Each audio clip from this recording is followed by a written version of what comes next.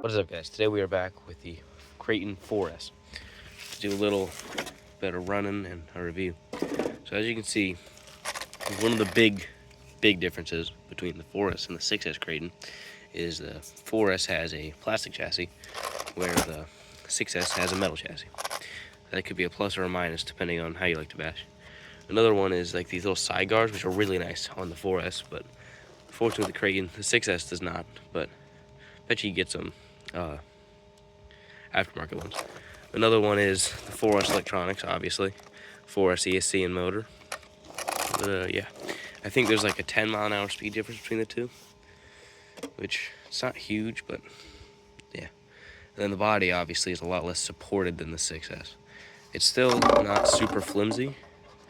Actually, I think it feels like a thicker plastic than the 6S has, but yeah, it's a lot less support than whereas the 6S has two like these smaller bars and split up in the middle. This is just a solid one, which can be a little bit weaker. But yeah, I'm gonna go get some batteries for this thing, and we're gonna go out and drive it. All right, guys. Now I got some batteries in there. I'm gonna running it on two 2S batteries, which usually with the two you can have more milliamp hours, just get a little bit longer runtime.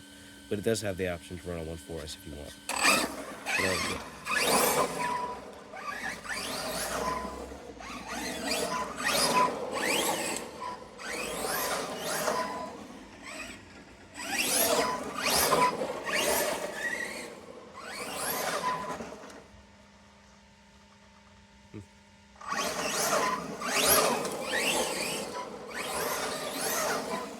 One thing I have noticed, like the 6S Kraton, the center differential is super loose. So like if you see it when I'm accelerating sometimes, the front tires will just balloon so much because that's so loose.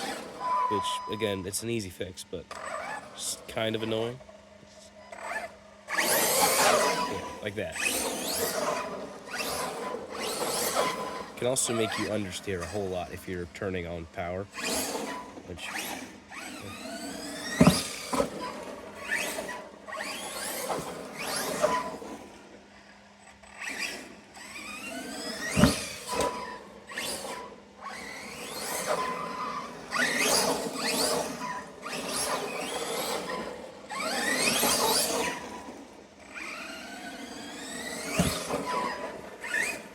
missed a little bit there.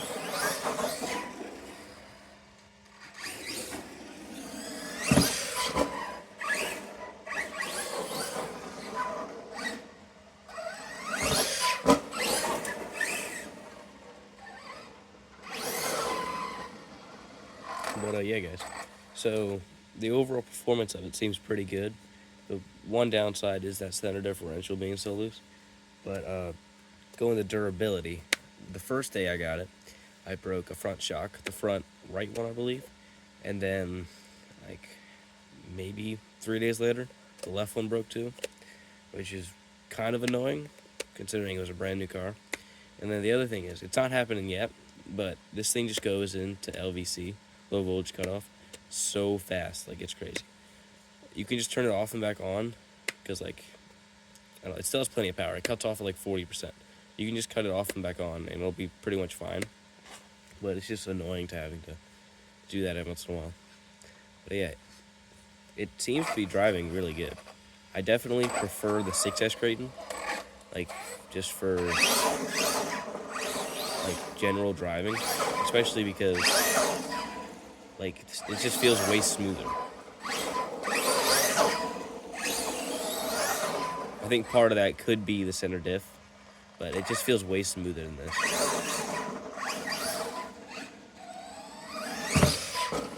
And I would think the 6S Kraton is lighter, but this one feels much heavier to drive.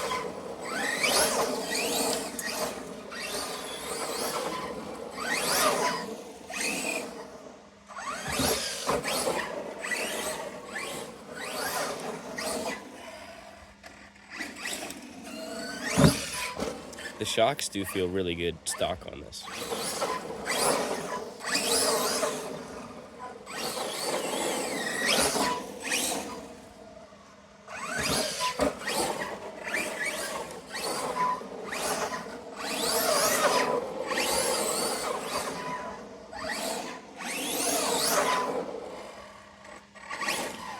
if you're wondering, this can do stunts. Like on the hill that I did in the Kraton video, it will do stunts and like flips like that. I've gotten it to do a flip or a backflip like maybe twice there, but like on a brand new battery it can. Any other than that or lower than that, it has a very hard time getting fully rotated. Front flips I have not tried yet. I would assume it's the same thing. It's harder for it to rotate. But yeah.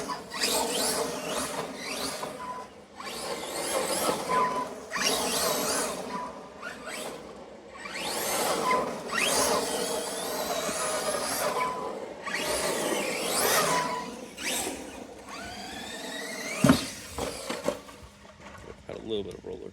But yeah, so another thing is this car has not been updated like a lot of the new Armas have. So like clipless on this car has not been made available yet. But yeah, the body is actually not very hard to get off, and so far it's been a lot easier to get off than on the 6S. That I'm not a fan of that clipless system. But yeah, guys, let me know if you guys like this video, and what do you guys think about the Forest Crate? Would you just spend a little bit of extra money buying the 6S, or would you, I don't know, settle for the 4S? Let me know in the comments down below. And as always, like and subscribe, and have a good one.